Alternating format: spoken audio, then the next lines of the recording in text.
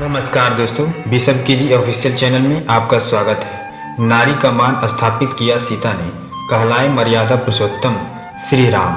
जिसने जितने दुख सहे सीता ने, भला उतने दुख कौन सहता है। जितना त्याग किया श्री राम ने, भला उतना त्याग कौन करता है। आज हम बात करने वाले हैं माता सीता के बारे में। आखिर माता सीता कैसे रावण की पुत्री कहलाई और उनकी पुत्री ने उनके कुलों का विनाश कर दिया, और कैसे वह धरती से जन्म ली और फिर धरती में ही समा गई।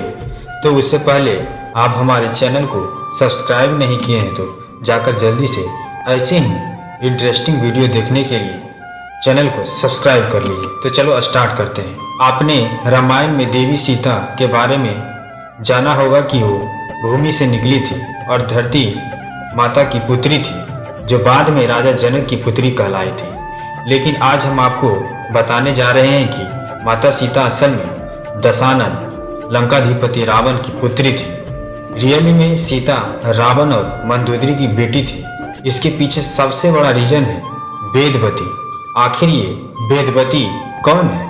यह और कोई नहीं, वेदवती राजा उस ध्वज और मालावती की कन्या थी। वेदवती देवी लक्ष्मी के अंश से उत्पन्न हुई थी। वेदवती बचपन से ही तेजस्वी कन्या थी। उन्हें वेद मंत्र अर्थ सहित याद थे। वेदवती भगवान नारायण की परम भक्त थी और उनसे विवाह करना चाहती थी।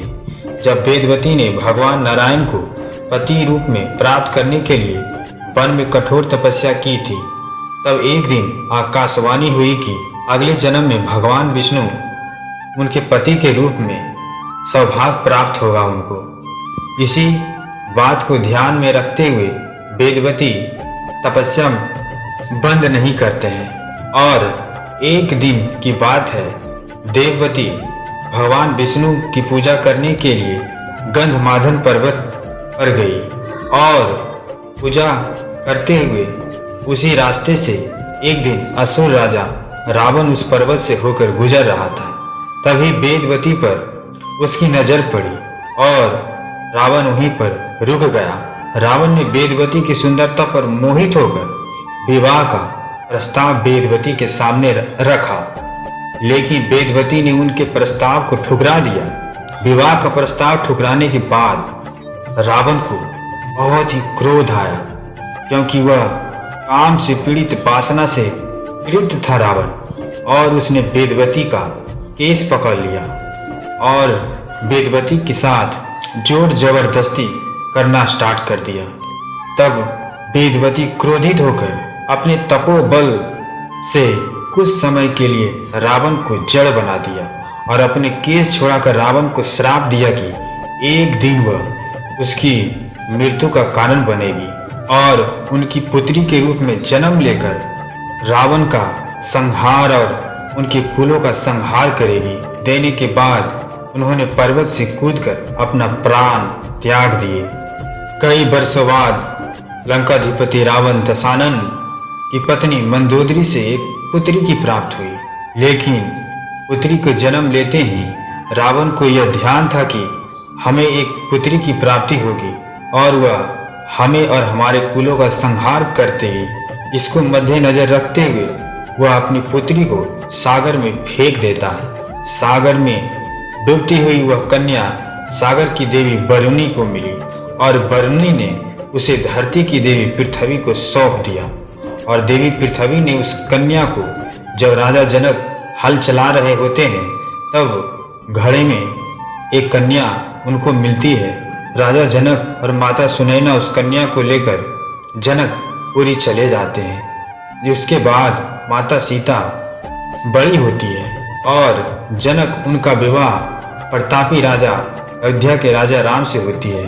और अपने पिता के वचनों को पालन करने के लिए जब राम भगवान वनवास के लिए चले जाते हैं और उनके साथ राम के साथ लक्ष्मण और सीता भी चली जाती है। जब वनवास के दौरान माता सीता यह वाक्य को बताता है कि रावण का वध हमारे कारण होगा, तब राम जी सीता जी को अग्नि माता को समर्पित कर देते हैं। अगर ऐसा नहीं करते तो रावण जब सीता का हरण कर रहा होता है, तब उस समय रावण इनके प्रभाव से भस्म हो जाता। लेकिन यह तो विधि का विधान था कि रावण का वध होना तय था।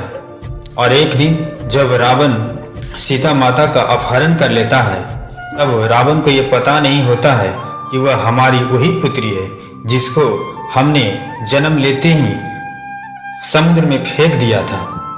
और उसको यह ज्ञात नहीं होने के कारण सीता माता का हरण कर लेता है और वही पुत्री उसका और उसके कुलों का संहार कर देती है। इस प्रकार रावण का संहार के बाद जब राम अयोध्या पहुंचे, तब उन्हें किन्हीं कारणों से सीता का त्याग करना पड़ा था।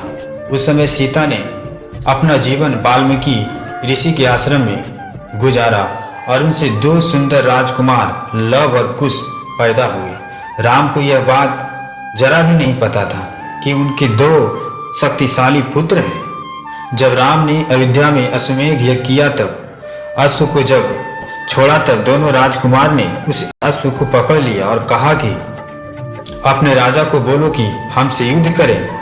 तब लव कुश भी अपने जन्म के रहस्य को नहीं जानता था कि मैं इतने बड़े प्रतापी राजा राम और सीता का बेटा हूँ। जब लव कुश के साथ भरत, शत्रुघ्न, लक्ष्मण सभी युद्ध और स्वयं हनुमान भी युद्ध में पराजित हो जाते हैं, तब स्वयं आखिरकार राम वहाँ आते हैं। तब उन्हें यह मालूम होता है कि यह दोनों दिव्य बालक और कोई नहीं, यह सीता की संतान है। तब सीता को वापस अयोध्या आने को कहते हैं। तब सीता अयोध्या भरी सभा में जाती है और उन्होंने धरती माँ को आह्वान करती है और वह लव कुश को अपने पिता राम को सौंप कर वह स्वयं जहाँ से आई थी धरती से, उसी में समा जाती है।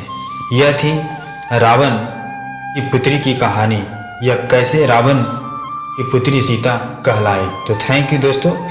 आप अगर राम के भक्त होंगे तो ज़रूर वीडियो को लाइक करेंगे और जाते जाते चैनल को सब्सक्राइब कर दीजिएगा।